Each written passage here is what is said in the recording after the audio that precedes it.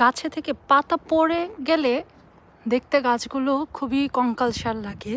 আর এই জায়গাটা দেখতে অনেক সুন্দর লাগে, তাই না? গাছের নিচে মানে যদি আপনি অ্যাস্থেটিক ভাব চিন্তা করেন তাহলে অনেক অনেক ভালো লাগে। কিন্তু এটার সাইড এফেক্ট ভালো না, এই জায়গাগুলো ক্লিন করতে হয়, না হলে এই ময়লা ঘরে চলে যায়। আর এটা ক্লিন করা কতটা কষ্ট নিজেরাই দেখে নিন।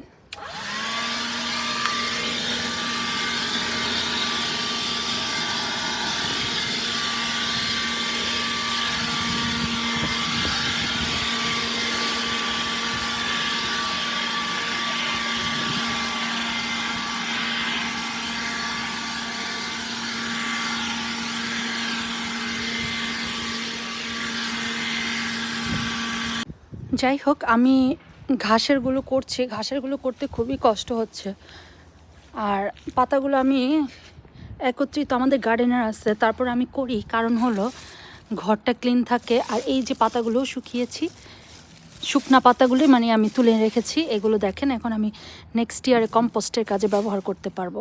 আর এই যে দেখেন গার্ডেন বেডকে করছি কি আমি, মানে আমি একটা মানে পাগল হয়ে যাচ্ছি এই শুকনা পাতা জমানোর জন্য। আর শুকনা পাতা অনেক উপকারিতা। আর এটার নিচে কি দিয়েছি জানেন? দাঁড়ান দেখাই। এই যে এটার দুর্গন্ধ ঢাকার জন্য আমি আবার এটার মধ্যে পাতা দিছি। এই যে ঘোড়ার গোবর, এই ঘোড়ার গোবর থেকে মানে যেখান থেকে এনেছি তারা শুকিয়ে দেয় নাই, শুকনা না হওয়ার কারণে গন্ধ ছুটেছে, তাই ভাবলাম যে শুকনা পাতা দিয়ে দিলে আর গন্ধ হবে না। এই তো এই ছোট কষ্টটা আর কাজটা আপনাদের সাথে শেয়ার করলাম।